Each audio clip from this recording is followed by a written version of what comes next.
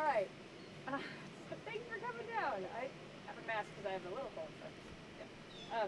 Could you just start with saying your name and like how long you've lived in Windsor? Okay. My name is Maryam Khan. I first moved to Windsor in the year 2000. I went to Sage Park and Windsor High School. And then for a while, I moved to Manchester and then moved back a couple years. And now I've been here since. So most of my life has been in Windsor. And now you are on the school board. Yes, so I have been on the Windsor Board of Education for the last 2 terms, so 4 years. And what made you want to do that? Well, so I have 3 children in the school system. I'm a graduate of the school system, and I'm also a public school teacher. So I have a passion for education, and just being a graduate of the school system myself, and then seeing the difference between the way that I went to public school and the way that my kids go. I saw that there's some struggles that my parents may have had that I don't have because I've been inside the school system. I wanted to make sure that, I'm in a place where I can make good decisions for other parents that may not have someone to advocate. Um, and You've been very active in helping refugees coming to Connecticut. Could you talk about that a little bit? Yes, so a few years ago when we had an influx of refugees coming to Connecticut, I definitely wanted to be involved in some way, and there wasn't any local organization that was doing anything. So I first partnered with an organization that was in Bridgeport to help them. They needed like a collection of certain items. I was working at the Islamic school in Windsor at that time. So with my students and parents, we made like a drive for refugee collection. They gave us a list of items they needed, and then we sent it off to Bridgeport. So the organizers of that organization reached out to me and said, you should do something like this in Windsor. To which I said, I don't know anybody who could do this with me. So I talked to a couple people that I knew would be interested. I had a connection at Loomis Chafee, Eric LaForest, who also was trying to do similar stuff at the school with his students.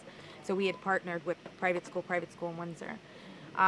So him and I sat down here in Windsor at Get Baked first time to chat over what can we do, what do you think? So we decided let's hold a meeting and see if there's enough interest. And we held a meeting, and there were people there that I didn't invite, that I don't know who invited, many people from different walks of life, and they were there and they said, give us something to do. What can we do? So it kind of just really quickly snowballed, and we had was that? when When the meeting was. this meeting was probably sometime in the fall of 2017. Sounds good. Yeah, 2017. But and as soon as we got involved, we were able to get our training. There's an organization in New Haven that does trainings, and you kind of act as a co-sponsor, so they do half the process and you do the settling here. They trained us, and we had a family come. We couldn't have the family resettle in Windsor because they already actually had a family in Connecticut, and they wanted to be close to their family that was here. So we resettled in West Hartford, which was challenging for us because we didn't have as many. We weren't prepared to resettle there, but it ended up working out very well. But I think my passion from that also just comes from, my parents came here as immigrants, and they didn't necessarily have somebody to guide them through the process. So when we came, my dad was low income. He didn't know of services that he could have used for his children, health care or anything. Where'd We they come got, from?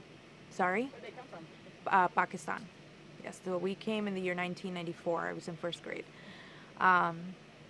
But so I've seen that with other family members that have come from Pakistan, and then just people in the Muslim community at the mosque that may have been new, that it takes a long time to really settle in. And if you have somebody kind of as a guidance, it makes a difference. Like my parents had my aunts and uncles that were already here.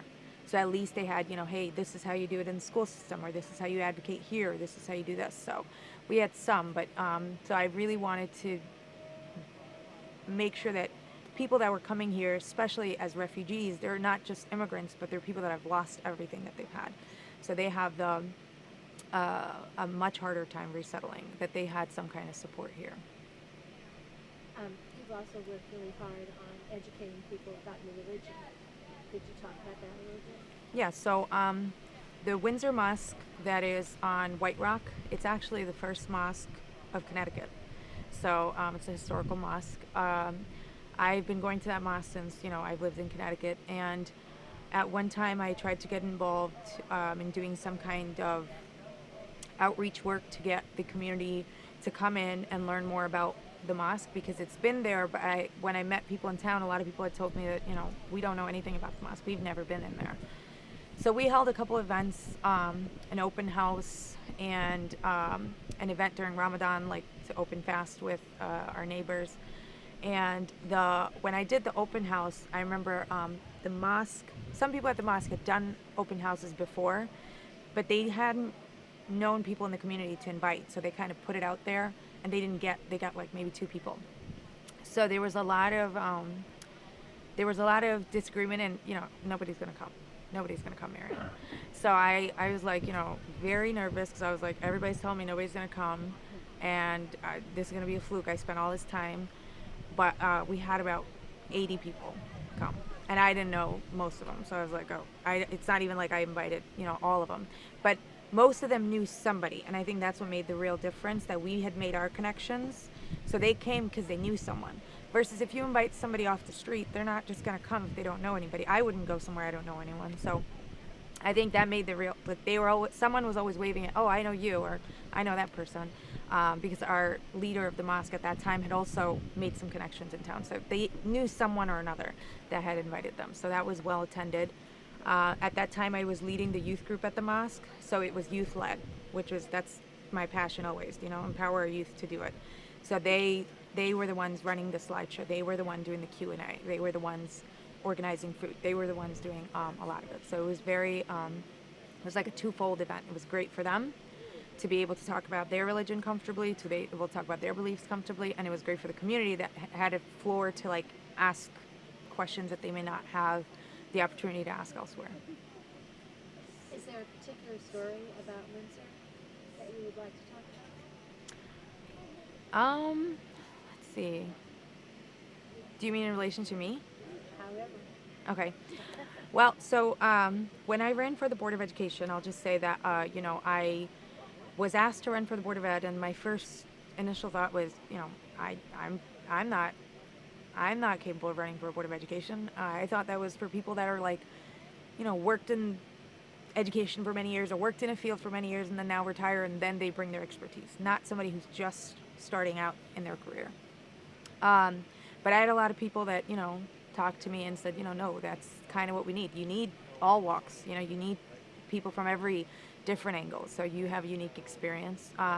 So I kind of thought about it for a little bit and then I decided to do it. So when I did run, afterwards I was able to find out that I was the first Muslim woman to run in the state and the first Muslim woman to take any office in a state. So that was kind of nice. It was interesting. First thing first. Yes. And then so there's not many Muslims across the U.S. even that run in Board of Eds or local offices, but now there's been a new trend of people kind of, stepping up, and especially people like me that might have grown up here that learn about the process and then go in. So I one time was in D.C. for something else, and I met a young woman there that ran for her Board of Ed in Virginia, who connected me to like a group of Muslim women that are in their own local Board of Eds and town councils and city councils. So it's really nice because we have like a little online support group. And sometimes some of them, luckily not me, but some people have come under fire for something. So sometimes it's a good opportunity to, hey, have you guys dealt with this? Because we're all firsts, This is very different, and sometimes it's very difficult. I've been lucky in Windsor that I've had mostly all good experiences, but some people have had very tough experiences, so it's kind of nice to have that. But this specific election cycle, there's actually a lot more Muslim women that I know in Connecticut that have been running. So I know of at least 2 others in their own towns that are running for local Board of Eds or town councils. So it's really nice to see kind of, that increase and people just kind of trying to be a part of, and young people at that. So that's been kind of nice. How was your experience running for election? How did you find that? So something that I guess I didn't consider, I think when some people think about running, they think, like they're going to first look at it for 2 years, or they're going to look at the position for 2 years, or they're going to watch board meetings, they're going to go to this and that, and then they're going to decide. I kind of like to just get in it and then learn as I go, which is probably crazy, but so I didn't know what the election process would look like. I got into it. I started door knocking with people. Um, our Democratic Town Committee, somebody was always coming with me because I wasn't, I couldn't do it alone at first. But I started door knocking, which was a little tough for me because, I'd never done it. I had actually done door knocking for other, like, national campaigns, but it's different when you're door knocking for yourself. So, but I actually liked it. I got to meet different people in town. It's really nice to door knock in your community because you actually get to meet your neighbors that you normally wouldn't see that are like maybe on the next road or so and so. My children were like my oldest daughter. She's always involved. She comes with me door knocking. How old is she? She is now turning 14 tomorrow. Okay. So and she's at the high school. But she likes to, door knock and try to go out with me.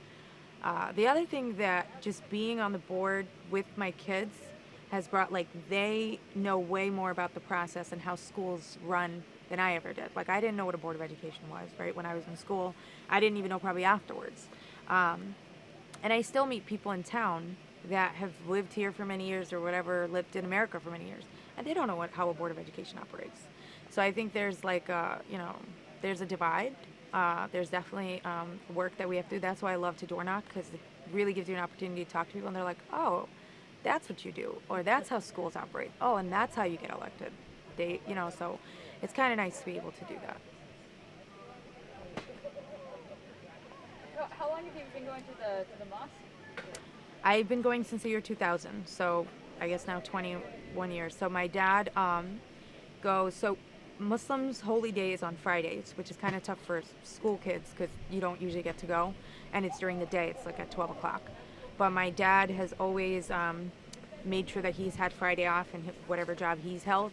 So he's always, every Friday, been at the mosque. So if we ever had the day off of school, whether it's for like a break, a holiday, that Friday we were at the mosque.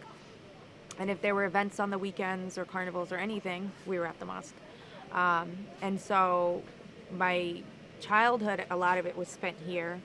And then when I had kids, I started getting involved in the youth group. Then I was here again for that. My kids go to Sunday school at the mosque. So we try to, just keep our kids connected, but pretty active for like about 20, 21 years. Yeah. I don't think it's not that much older than that, is it? I think it was developed in the late 90s, yeah, like 95. So yeah, it's relatively new.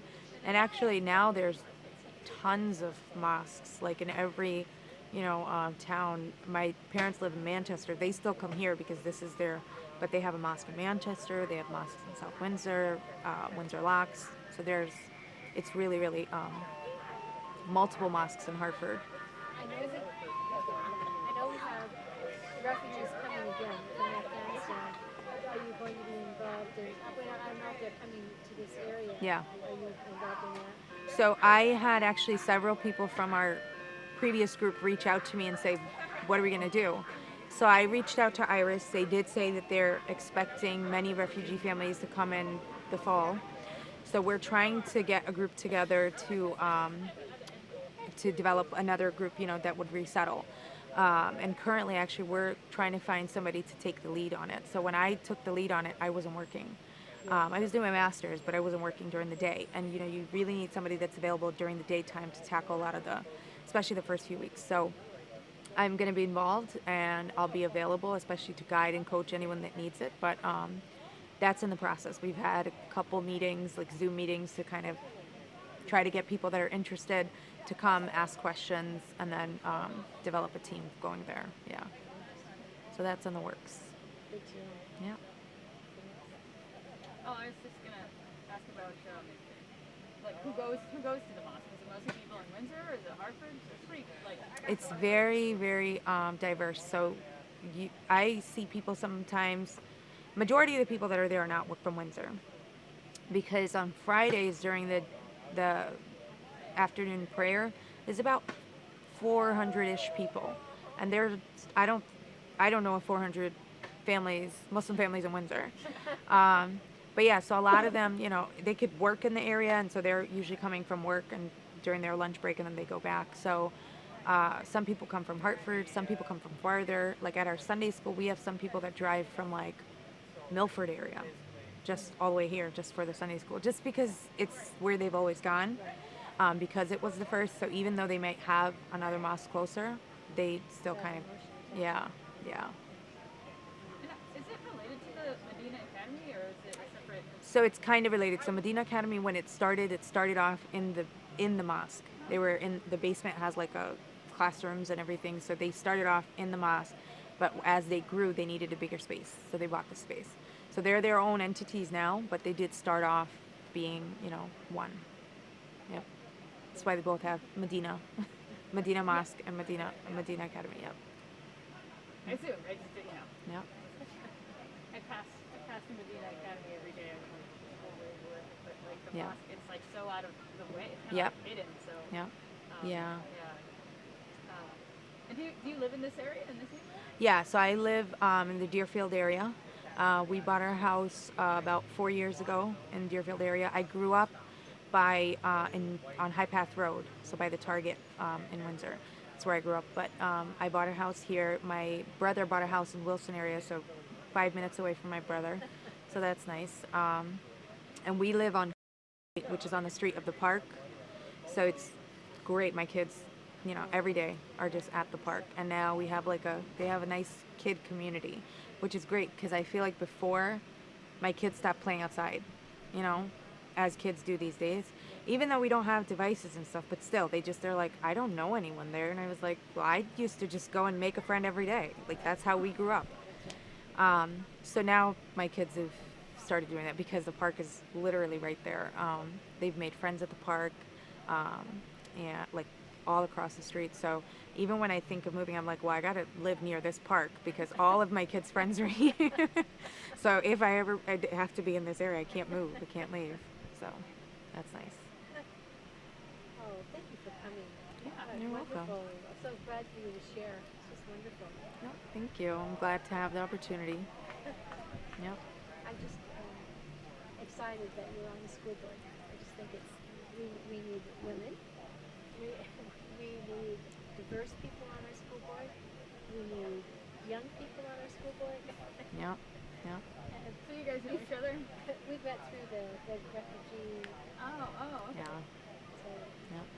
Yep. Yeah. Having parents on the school board is so crucial, because I feel like you can't, if you're making a decision for all of Windsor, if it affects you, this decision is going to be, very important for you to make. It's not just other students that you can take a chance on. I feel like it just really makes a difference. So we have more than a few parents on our school board. It makes a difference. And even being able to see our work kind of come to light, things that we've been working on, and then my kids bring home and they're like, oh, look what, and I'm like, oh, I remember when we approved this curriculum. So it's really nice to kind of see both ends and see how well my kids have been doing phenomenal in Windsor. I have friends in other towns, and they'll say, oh, Windsor, how are your school system? I'm like, well, I'm on the board, so let me tell you.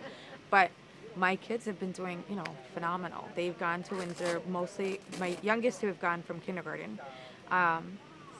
all doing very well. My kids love to read, and they do very well in school. They've had good relationships with their teachers. They really, sometimes I see, especially because I've worked in other school systems, the way that our school systems kind of just teach, kids are able to make different kind of connections. So they're not just like 4 + 4 is 8, Mom. They know what that really means, which is so crucial in education, because you can tell kids to memorize anything. But if they don't understand it, when they get to algebra, because I teach algebra, it's all lost. Because they're like, wait, what? I thought that was, so you have to understand all the conceptual understanding. So I feel like Windsor does a really good job at that, which is because I remember my daughter in first grade would be like, I can do 22 plus 45 in my head because I take the 40 and the 20 and I add it, and then I do the 4 and I was like, oh, so she's processing all that, and that's good. That's what we want, It's not just like 1 + 5 is 6. Carry the 1. Well, what does that even mean? You know. So she understood the value and everything. So I always brag about our education system, but because I see it in my own kids, you know, I'm like, no, it actually, like, we're doing a good job And I developing know that. from my work experience, any parent would be thrilled to have a special educator Yeah. on the board because they would feel that their children are lasting the raised. Yep. And so to Yep. have an advocate Yep. is huge. Yep, absolutely. I mean, I would advocate for special education any day. I'm a special education teacher. But yes, some people, if you're not in it, sometimes you don't know if it doesn't directly affect you. So it's kind of hard. So it's nice being able to say, no, I just can't you know, understand this. the allocation of funds. Right. Yep. Yep. Yeah. We get that. So that's been nice to be able to have that voice. Well, I hope you get some rest this weekend. I have a birthday party for my 14-year-old today. Oh, So I have about 5 teenagers coming to my house later. oh, you'll have a blast. Yeah. So that'd be nice. Yeah. I think we have a form we have to ask Okay. you to fill out. Yeah, thank you so much. No, you're welcome. It's